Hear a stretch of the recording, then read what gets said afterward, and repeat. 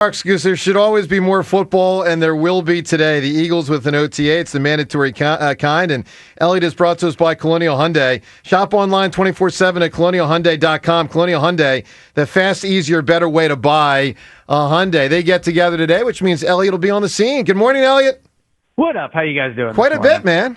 So tell us how this one came together, and then we'll get to kind of what it entails. But one day, mandatory. These things used to be 3. There was the 1 year they had 0. So how did they arrive at let's do 1 day? Yeah, so I think over the Sirianni time as a head coach, it's been a couple things. Early on, I think that he didn't do mandatory minicamps in an attempt to get players to come more throughout the voluntary part, and they traditionally have had very good attendance. I know this time around they've had very good attendance, so I think that's how it started. And then, I believe last year they did 2 days, if I'm not mistaken, coming off the collapse, Vic Fangio in there, 2 new coordinators. But I think this time it's similar to how they have done it, where it's 1 day, but as a, kind of a trade-off, they expect good attendance throughout voluntary part, and they've gotten that. How much is... What does this day look like compared to those other days? Is this an extra long day that's more like a real old school training camp day with longer practice and meetings that go with it? Yeah, so just based off the schedule, it feels more like a regular season type day. I don't know if they're doing it a bit later in the day simply because there's a chance of rain early on, and maybe they wanted to push it back. They do have the full 90-man roster today, and that's hard to practice in the bubble with. So just in terms of a schedule, it feels more like a regular season day. And, yeah, the practice will probably be longer than those voluntary ones. I think they have, maybe a little under 2 hours, hour and a half on the books there for the schedule. So, yeah, it'll feel more like a regular season day. John, when you were doing this back in the day, how much of this was classroom time and how much of this was on-field time? It was split, just like during the regular season when you would come in every Wednesday and have a new game plan installed. This was during the off season. It was going back to square one and restarting, and you get the playbook. Here's day one. Here's our basic, regular field plays, and we'll go from there. So it's going to be, I would think, of another fresh installation of the basics. But, these guys this is great. This is the kind of thing that reinforces, and guys get really sick of, players who've been in a system for a long time. Our quarterback has never been in a system for a long time. The one time he was in a system for 2 years. This is his best year. Was 2023. 22. Was it? Okay, 21 into 22. The 2023 Super Bowl was the culmination. Yeah, 2022. Yeah. So it was Shane Steichen's second year. Right.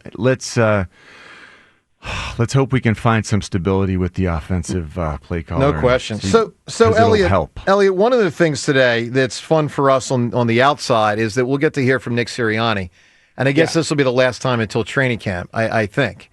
What are you curious to ask him about? I mean, things are pretty smooth.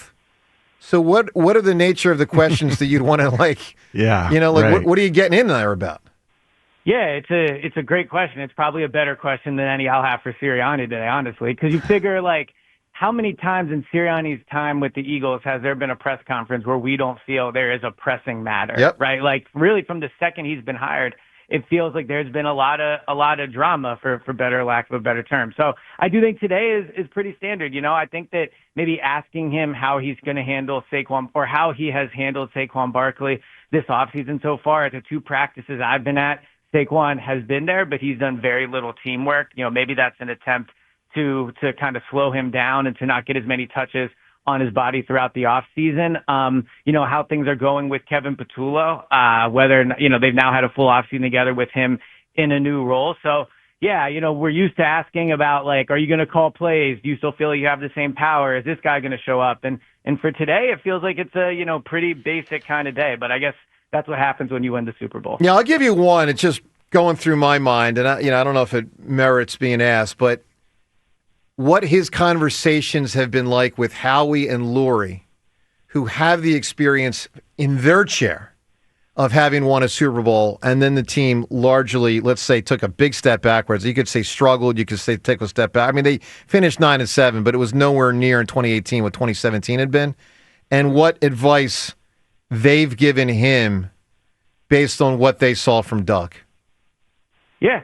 No, I think that's a great question. I mean, you also figure, to your point, like we talk so much about why the Eagles are successful and all these things, and it's because they have people in positions of power that have really mostly seen everything. Obviously, Nick and Jalen have not been off of a season winning a Super Bowl, but once they complete this season, there's not much they will have not seen throughout their time here. Losing the Super Bowl, winning the Super Bowl, having a collapse, losing the playoffs, like they will have seen everything. So you're right. I mean, who's he leaned on? I know that Nick is somebody that, just from being around him this offseason, he does spend a lot of his time calling other coaches that have been in a similar position, not always the same sport, but he's like a big sports junkie in that way. Like he loves to talk to basketball coaches. I know he's talked to Michael Johnson, the track star, came in and talked to the team. He's had NFL players come in and talk to the team, retired ones, obviously. So, yeah, I mean, I think that in terms of asking for advice, Nick's definitely big on that. Have you had a chance to see the players?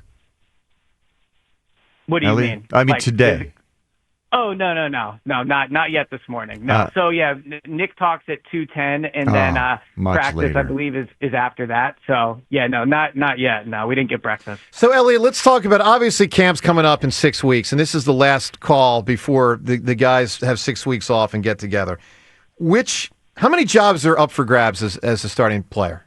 Is it 3? Is it 4? Is it 5? Which spots are wide open for who starts? Yeah, I think there's a few. Obviously, I think that safety spot next to Reed Blankenship is probably the most important one that is open. That's the last line of defense in a lot of ways. So winning that job, I think that's a position where you could see them potentially make a move if they don't like what they see. Yeah. In that first week of training camp. And that's the other important thing about today. Today's the last day the players have to impress the coaches in the front office before these long 6 weeks. Like, yes, they're off. People will take vacations. But now that they've had this part of the offseason over with, they reconvene, sit down, and say, okay, how do we feel about the roster now? Like, how did this guy do over the voluntary and mandatory part of the offseason? Like, is this a guy that we want to be a starter going into training camp? So safety, absolutely one of them. Cornerback, the spot opposite Quinion and Cooper. Clearly, Keely Ringo with Dory Jackson competing there. Tyler Steen seems to have a pretty good hold on that guard spot for right now. We'll see, really when camp opens, where they're moving Kenyon Green with. Matt Pryor is a name to keep an eye on there. He has NFL experience.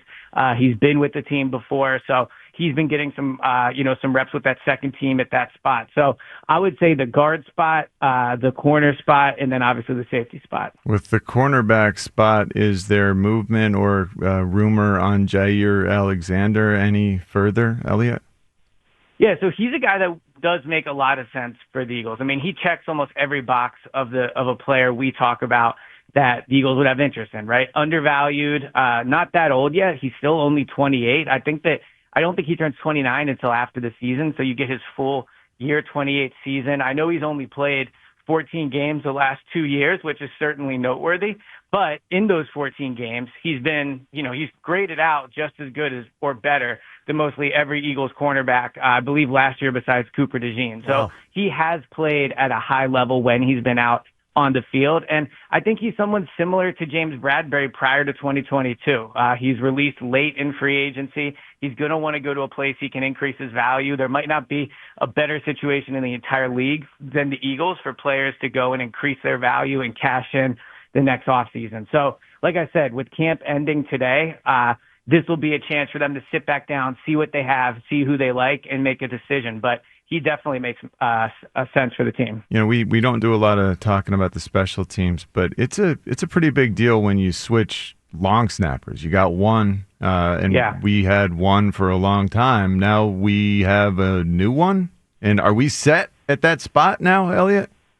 They certainly hope so. I mean, when you make a move to move on from Rick Lovato, someone that's been there for a long time, someone where, the operation there between Jake Elliott, Brandon Mann, and him has been good. Now, last year, he didn't have his best year. I know, week in and week out, we're not talking about long snapping, but I think the Eagles feel part of the reason Jake Elliott might have struggled is because of some of the snapping. So they make that move. They bring in a veteran guy.